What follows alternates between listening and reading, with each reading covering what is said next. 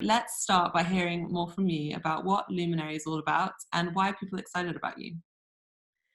So Luminary is all about empowering women, essentially, and significantly those who've experienced disadvantage. So Luminary started as a response to a need that we saw for women who had experienced significant social and economic disadvantage, of which there are hundreds of thousands in London alone, and around 1 million women at least just facing unemployment around the UK.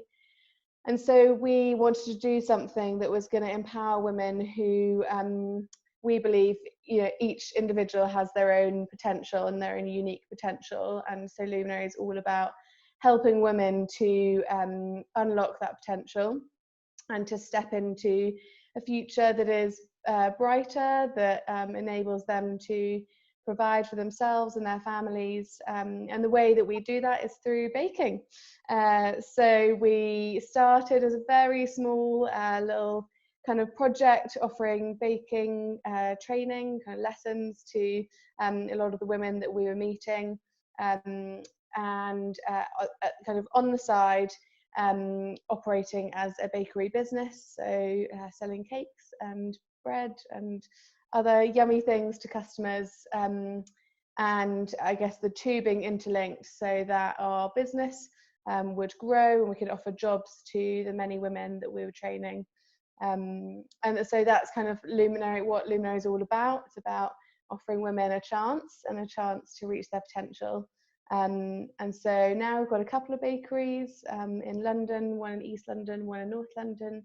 And I think in terms of your question around why are people excited about Luminary, I think nowadays more and more people want to find ways of giving back, and it not being just through their money, which is, I guess, historically how we have been taught to give, is to donate, which I think is brilliant, and there's such a big part and place for that. But I think people want to feel connected to the impact, want to feel connected to purpose and making a difference. And so I think being able to maybe just use their daily kind of purchasing power or the few coins in their wallet to be able to make a difference. I think people nowadays are looking for ways in which they can make a difference, and if that's kind of their daily coffee or their wedding cake, or making Luminary their regular, and it helps them to feel connected to making a difference. And I think that's what people get excited about. My understanding is that Luminary actually started out, from what you said, just as like one project of a larger charity. But now you've evolved to become effectively your own social enterprise, which has a really interesting structure. So I wondered if you'd tell us a little bit more about that journey and why it was an important one for you guys to make. We spent the best part of probably a year speaking to a lot of experts, lawyers, financial advisors, around what would be the best model for us going forward and what would enable us actually to scale. And so what we landed on was actually setting up two entities, where we have a purely commercial business and a separate charity. And what that has enabled us to do is essentially let each of those entities to grow and thrive in the way that they can best. I think what we recognised was that we were being held back in a number of ways, from whether it be grant funding for our charity was becoming more and more difficult, because grant funders see, if they see you making profit, that feels quite confusing to them as charity funders.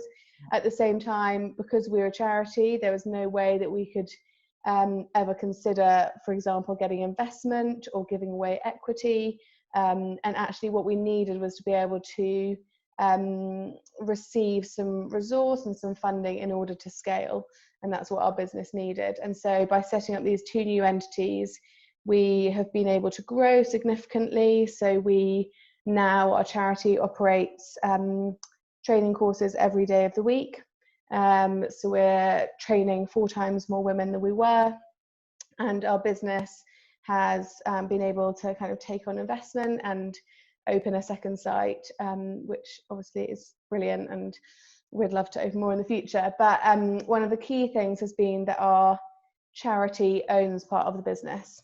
So our charity runs all of our training and support for our women, one-to-one support, but it's actually our business that provides the employment part, which is a key part to our model. We talk about the fact that we offer training, support and employment to the UK's most disadvantaged women. And so growing our business is critical to our impact model. It's not just that we want to have a brilliant, profitable business, which we do, but the reason for that is that it means that we can employ more women, we can give more women amazing work experience. Often for them it's their first experience of the working world, and we can kind of set them on their journey towards employment and independence. Not that long ago, it did feel like if you wanted to do something good in the world, the only legitimate choice would be to actually start like a charity or a non-profit. And now it feels like we're in this new era with a new wave of entrepreneurs who really want to create businesses, businesses with purpose that make money, but also set out to solve a social problem. So why do you think this is happening? Really good question. And I think there's still such a place for charity and for the kind of traditional setup. But I do think that people, a bit like I mentioned earlier, more and more are looking for new ways of giving back and actually being involved in and closer to that impact. I think historically it's felt very distant and I guess pretty far removed, whereas I think people more and more are wanting to be involved in making a difference. And actually it's one of the reasons why I wanted to join Luminary, is because I saw the power of business, and actually that business could be used as a force for social good. But I think people get excited about businesses now that are doing more than just making money. Absolutely. I mean, it's so interesting because I started Kindred with the same kind of mindset about, I wanted to make a for-profit business so that I could offer people jobs and so that we could grow. But the social purpose for me was incredibly important. It was the whole reason.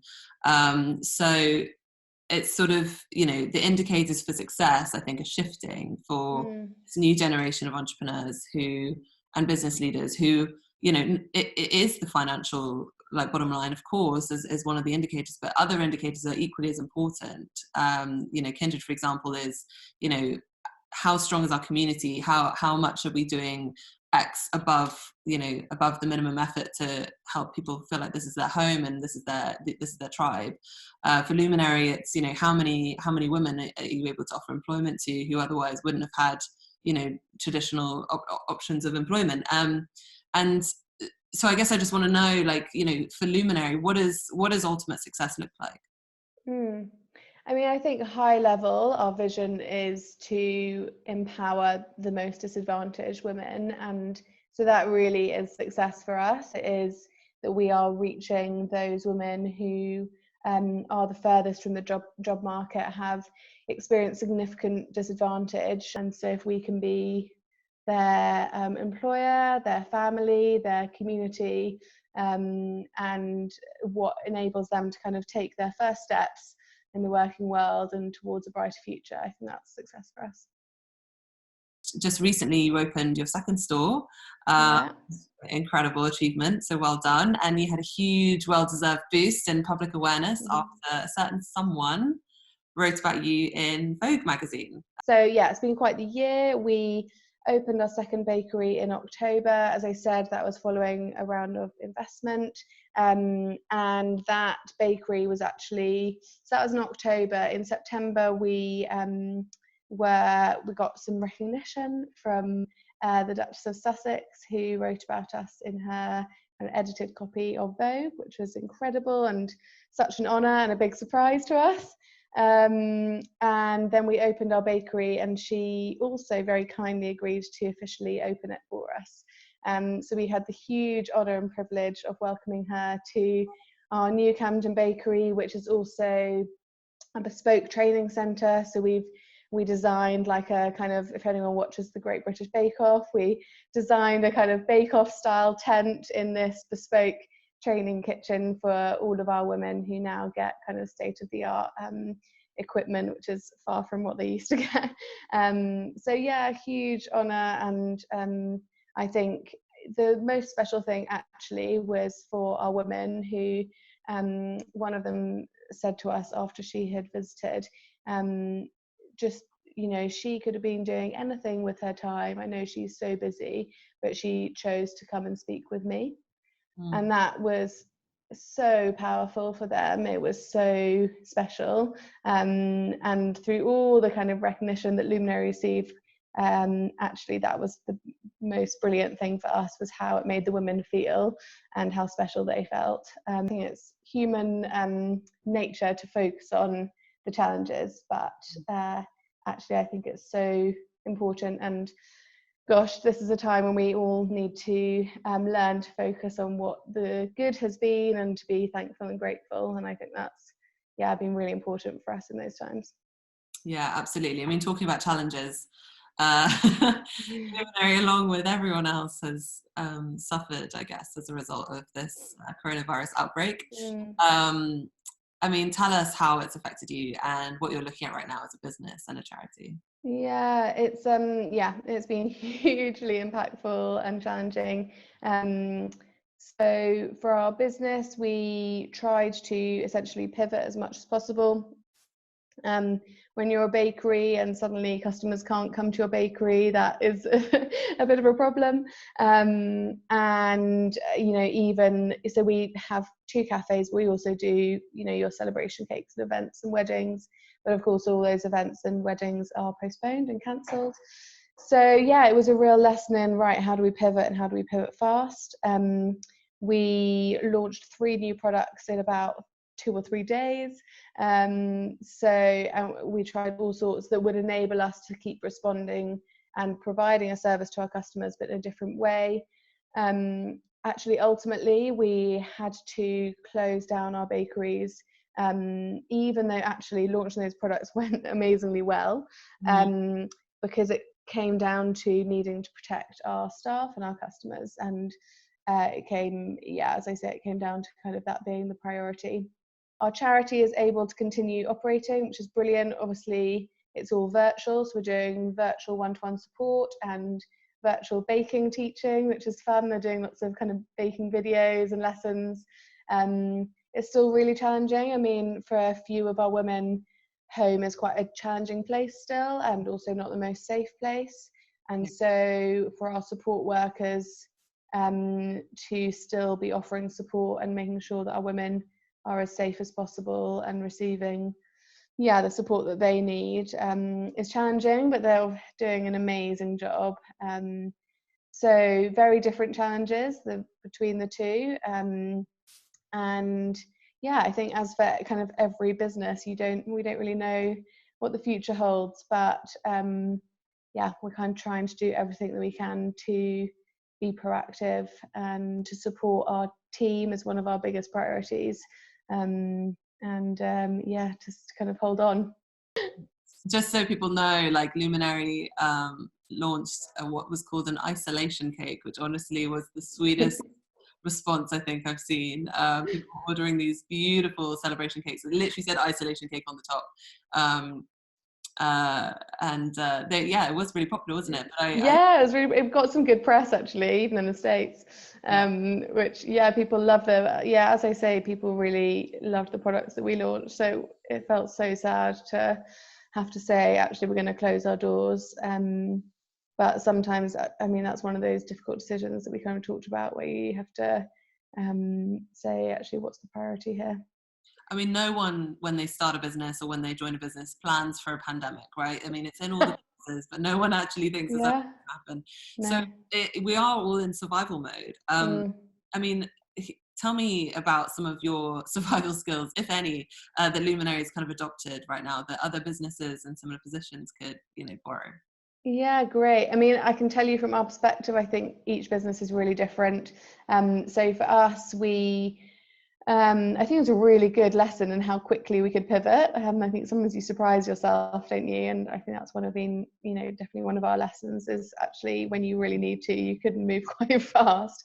So I think one of our kind of survival skills has been actually to not be afraid to make big decisions quickly. I think it's been critical in the past few weeks was that we had kind of the courage and boldness to be able to say, okay, we're gonna make this decision. We, still clearly did all the research, spoke to our kind of key advisors as much as we could, but I think to wait around and make decisions and delay actually I think could in these circumstances sometimes cause more harm than good.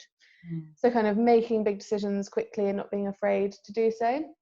I think seizing the opportunity. So we have a small team that's kind of still working on some kind of side projects that I feel really excited about because we feel they're going to make us or enable us to come back kind of bigger and better and stronger, and they're things that we've been wanting to do for ages, but we've been so distracted by day-to-day operations and the craziness of hospitality. If anyone's in the hospitality industry, they'll know just how fast life goes. So Kindred definitely know that. So yeah, I think kind of second thing would be to kind of seize the opportunity that this really unusual time and kind of time out brings. And I think the third thing would be just to kind of be communicating with your team loads and probably over communicating more, communicate more than you think you need to. I think we've seen how important it's been to be really upfront and open and honest with our team, and even when we haven't known the answer, to be able to say that and say we don't know yet, but this is what we're thinking, and to kind of keep them feeling like they're included on the journey. I know you guys did a big Zoom call with your whole team yesterday, which sounded so fun. And I think things like that are like definitely the key to people, staying on board and positive and kind of getting through this pretty rubbish time, frankly. What does the future look like for Luminary in light of what's happening, but also in light of your previous plans? I mean, I think long term our plans don't change. Long term our vision is to have more bakeries across London and then at some point the UK. I think we see the need everywhere, and the need being for women across our country to be upskilled and given a chance and given opportunity. So long term that won't change. We'd love to have more bakeries and more kind of training centres.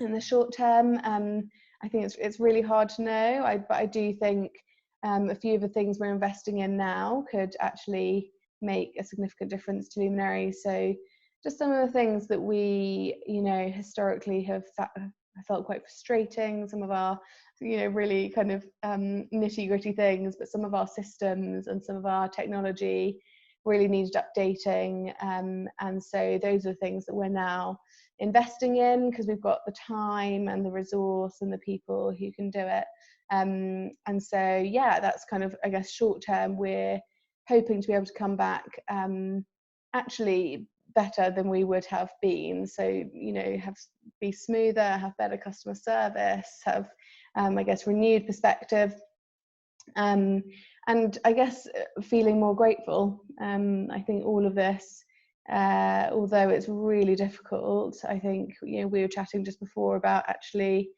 how fortunate are we that we're in a position that we are in here in the UK. There's a very different story being painted in a number of other countries, and so I'm just really conscious of staying in that place of gratefulness, and knowing and kind of concentrating on the gifts that we have been given, and focusing on that. So just finally, just before we finish, for anyone who is watching, how best can people help Luminary? Oh, thank you. It's a great question. I mean, I think for our charity, if people were kind of excited by and passionate about what we're doing, then there are opportunities to donate to what we're doing. We are kind of sending out packs to a lot of our women to be able to do kind of their baking lessons at home. And so we're looking for donations to be able to cover some of that support that we wouldn't normally, some of those costs that we normally wouldn't incur. So yeah, I would really encourage donations. You were also offering customers to kind of be able to buy gift vouchers, which then they can reclaim later on in the year when we're open again, whether it be for like an afternoon tea or a celebration cake. So maybe if you've got a birthday or a wedding later on in the year, then we'd love to be able to help with that. And otherwise, it's kind of less Luminary specific, but I just really encourage you. I feel really challenged to kind of support small business. And that obviously Luminary is kind of opened, its doors aren't open at the moment, but whether that be where we're getting food or we're still having to buy things. So I think these are the times when actually small businesses are what our communities are made up of, and so I think that's I'd love people to to encourage people to be supporting them at this time. Yeah, absolutely. Well, thank you so much for sharing, Rach. It's been really, really good to talk to you and hear more about Luminary, and I really hope that you guys will be back in full swing very, very We will, yeah. Thank you so much. Thank you. Soon. Yeah, chat soon. Thank you.